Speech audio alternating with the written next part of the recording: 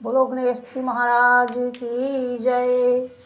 सकट चौथ का त्यौहार भी माघ मास की कृष्ण पक्ष की चतुर्थी को ही मनाया जाता है। इस दिन संकट हरण गणपति जी गणेश जी का पूजन किया जाता है। इस दिन पुत्रवती स्त्रियां दिन भर निर्जल रहकर शाम को फलाहार करती हैं तथा सकट माता पर पूरी पकवान आदि चढ़ाती हैं और कथा सुनती हैं। इस दिन तिल को भूनकर तिल गुड़ के साथ कूटा जाता है। इससे तिलकुट का पहाड़ और इसे तिलकुटा कहते हैं। इससे तिलकुट का पहाड़ भी बनाया जाता है। कहीं कहीं तो तिलकुट का बकरा भी बनाया जाता है, उसकी पूजा की जाती है। बाद में किसी बच्चे के द्वारा उसको काटा जाता है और इस प्रकार से सकट चौथ का व्रत होता है। और कथा इस प्रकार से है। किसी नगर में एक लड़का और उसकी माँ रहते थे। लड़का जो था वो किसी का ये पशु चलाता था और माँ उसकी घर का कामकाज करती थी। तो एक दिन ऐसा हुआ कि जो पड़ोसने थी उसने लड़के को बहका दिया कि तेरी माँ तो सारा दिन, तू तो काम करता है, तेरी माँ सारा दिन अच्छे अच्छे पकवान बनाकर खाती है।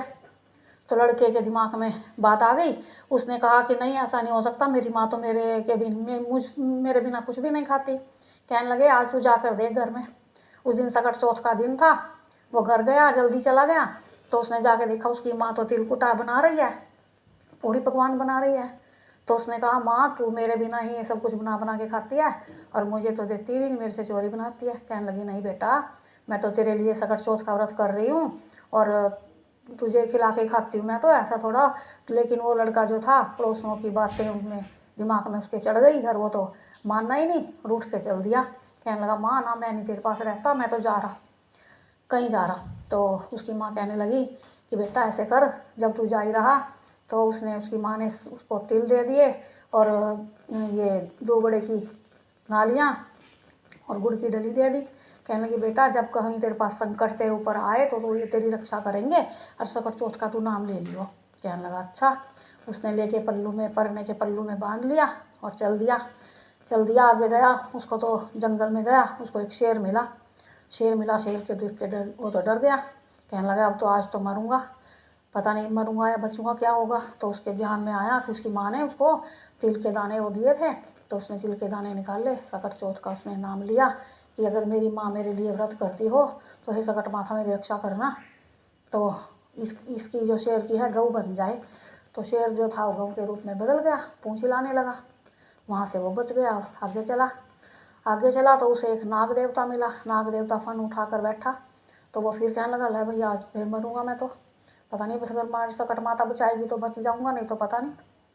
फिर उसने सकट माता से प्रार्थना की कि हे सकट माता, अगर मेरी माँ मेरे लिए ही व्रत रखती हो तो मुझे बचा ले आज, इससे मेरी रक्षा कर, इसकी रस्सी बन जाए। तो नाग जो था रस्सी बन गया वो तो। और लड़का जो था आगे चला गया। तो किसी नगरी में पहुंचा, वहाँ एक बुढ़िया थी। बुढ़िया माई जो थी गुलगुले बना रही थी। कभी तो वो हंसने लग जाए और कभी रोने लग जाए। तो लड़का बोला कि बुढ़िया माई वैसे तू अच्छा काम कर रही और तू गुलगुले बना रही और तू कभी रो क्यों रही, कभी तू हंस भी रही कभी तू रो रही, ऐसा क्यों।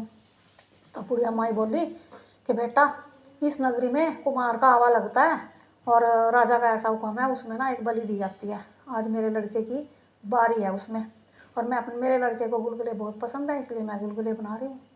तो कहने लगा अच्छा बुढ़िया माई ऐसे कर, ये सारे गुलगुले मुझे खिला दे। वो कहने तेरे लड़के की बारी में मैं चला जाऊँगा। तो बुढ़िया माई कहने लगी गुलगुले तो तू खा ले, कोई बात नहीं, लेकिन किसी की आई में तो कोई नहीं जाता, ऐसे कैसे चला जाएगा तू। कहने लगा नहीं बुढ़िया माई तू सच्ची विश्वास कर। उसने सारे गुलगुले बुढ़िया माई के ने उसको खिला दिए लड़के को, और उस लड़के ने सारे गुलगुले खा लिए। खाने के बाद कहने लगा बुढ़िया माई रात हो गई। तो कहने लगी बुढ़िया माई तेरी लड़का कहाँ सोता है। जहाँ उसका लड़का सोता था बुढ़िया माई ने बता दिया, वो लड़का वहाँ पर सो गया। सुबह उठा जल्दी, अपना राजा के दूत आए, कहने लगे बुढ़िया माई कहाँ तेरा लड़का। बुढ़िया ने उसकी तरफ इशारा कर दिया जहाँ वो सो रहा था। तो वो उसको उठा कर ले गए जाके आवे में बिठा दिया। आवा जो था पहले तो वो 6 महीने में पकता था, लेकिन आवा तो वो 3 दिन में ही पक गया। वहाँ बच्चे खेल रहे थे, उन्होंने बॉल मारी तो उसमें जाके घड़े में बॉल लगी। घड़ा जो था वो टन टन करके बोला। तो जो पड़ोस पास में आदमी खड़े थे उन्होंने देखा, हो ये तो हवा पक गया भाई, ये तो बर्तन पक गए। तो उन्होंने देखा और उस राजा के पास गए। राजा को कहा कि ऐसे करके हवा तो पक गया। कहने लगे ऐसा कैसा जादू हुआ भाई हो। जाके आवे में से बर्तन उतारे, तो बर्तन उतारे और सारा हवा खोल दिया। उसमें से आवाज़ आ रही, बीच में से आवाज़ आ रही, वो बैठा भगवान का नाम ले रहा। तो देखा कि उसके अंदर तो खूब सारे तिल के पेड़ उग रहे, ईख उग रहा, और गुड़ से ईख उग गया, और दूबड़े से दूबड़ा उग गया। उस लड़के ने जैसे बैठा था वो आवे के अंदर, सारे अपने चारों तरफ सकट माता का नाम लेके अपने चारों ओर बिखेर लिए थे।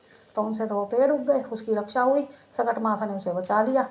तो कहने लगा भाई तू बोल, तू कोई जादूगर है, तू कैसे बचा इसके अंदर से। कहने लगा भाई मैं तो ऐसे करके घर से रूठ के चला था, और मेरी माँ सकट चौथ का व्रत करती थी। मेरे को पड़ोसनों जो ने बहका दिया और मैं उनकी बात में आ गया, माता से रूठ के आ गया। मेरी माता ने मेरे को ये दिए थे, मेरी माता मेरे लिए सकट चौथ का व्रत करती थी। मेरी माता ने मेरे को तिल दिए थे, दूबड़ा दिया था और गुड़ की डली दी थी। कहा था बेटे जहाँ तेरे पास कोई संकट आए इनको अपने, ये तेरी रक्षा करेंगे। तो मैंने ऐसे करके इस बुढ़िया माई की, मैं आया इसके पास, तो उसकी सारी घटना सुनाई इसने। और कहने लगा मैं तो इसकी जगह, इसके लड़के की जगह आया था, और वो सारे गुलगुले मैंने खा लिए, और मैं यहाँ आके बैठ गया इसके लड़के की जगह आके। तो मैंने चारों तरफ अपने बिखेर लिया, इससे ये सब उग गए। तो सकट माता ने मेरी रक्षा की। तो उधर रानी कहने लगी इसको तो आग भी नहीं जला पाई, ये तो लड़का बहुत भाग्यवान है, बहुत बहादुर है, इसको तो आग भी नहीं जला पाई। उस रानी ने जो था अपनी लड़की की शादी उसके साथ कर दी। राजा ने कहने लगा मैं अपनी लड़की की शादी इसके साथ ही करूँगा। उसने उसके साथ शादी कर दी। वो दोनों, लड़का और लड़की, अपना रहने लगे, आराम से रहने लगे। एक दिन लड़का जो था छत पे खड़ा और खूब ऊपर देख रहे थे, दोनों जने छत पे खड़े देख रहे थे उधर दूर बादल चल रहे थे।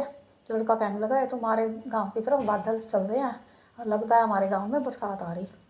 तो वो जो लड़की थी, उसकी पत्नी जो थी बन गई थी, वो बोली कि तुम्हारा गांव भी है। कहने लगा हाँ हमारा गांव है, मेरी तो माँ भी है। कहने लगी अगर आपकी माँ है, अगर आपका गांव है, तो फिर हम यहाँ क्यों रह रहे, हम तो अपने घर जाएंगे। तो लड़का जो था कहने लगा अच्छा। राजा ने खूब सारा उनको सामान दिया अपना, वो तो अपने घर चल दिए। घर जो गए उसकी माँ के पास, राजा के दूध गए भागे भागे, कहने लगे तेरा लड़का आया। कहने लगा बहू को लेके आया कि मेरा लड़का तो बहुत पहले निकल गया था घर से, पता नहीं है भी कि नहीं है, कहाँ होगा कहाँ नहीं है, मेरा लड़का तो है भी नहीं। और उसके लड़के की चिंता फिक्र में उसके तो जो माँ को तो दिखना भी बंद हो गया, वो तो अंधी हो गई थी। तो कहने लगी पता नहीं मेरा लड़का है भी कि नहीं है। कहने लगे नहीं तेरा लड़का ही आया। तो उसकी माँ ने क्या कहा कि सकट माता अगर ये मेरा ही लड़का है। उसकी माँ ने क्या किया, लोहे की अंगिया पहन ली। कहने लगी सकट माता अगर ये मेरा ही लड़का है तो मेरी दूध की धार निकल के इस लड़के के मुँह में लगे। तो बुढ़िया की जो थी लोहे की अंगिया फट गई, उसमें से उसकी दूध की धार निकली और लड़के के मुँह पे लगी। वो तो लड़के की तो मुँह भीग गई। तो कहने लगे ओहो ये तो इसी का लड़का है। लड़का अपनी माता के पाँव में गिरा, चरण स्पर्श किए, बहू ने भी किए, और माता ने अपने लड़के को गले से लगाया। सकट माता ने जैसे उसकी रक्षा की, ऐसे सब किसी की रक्षा करना। सब कोई अपना, सबका सिर सुहाग बना रहे। जो कहानी पढ़े सुने सबकी सकट माता रक्षा करे। सभी सकट माता का व्रत करो। राजा ने भी उधर सारे नगर में सकट चौथ का व्रत करने के लिए बोल दिया था। ऐसे सकट माता ने जैसे बुढ़िया के साथ पहले की, ऐसे तो कभी किसी के साथ ना करे। और जैसे अभी बाद में उसका लड़का बहू को लेकर आया, उसको सब कुछ मिला, ऐसे सकट माता सब किसी के बच्चों को तंदुरुस्त रखे, सबकी उम्र लगाए, सबकी रक्षा करे। बोल सकट माता की जय, बोल गणेश जी महाराज की जय।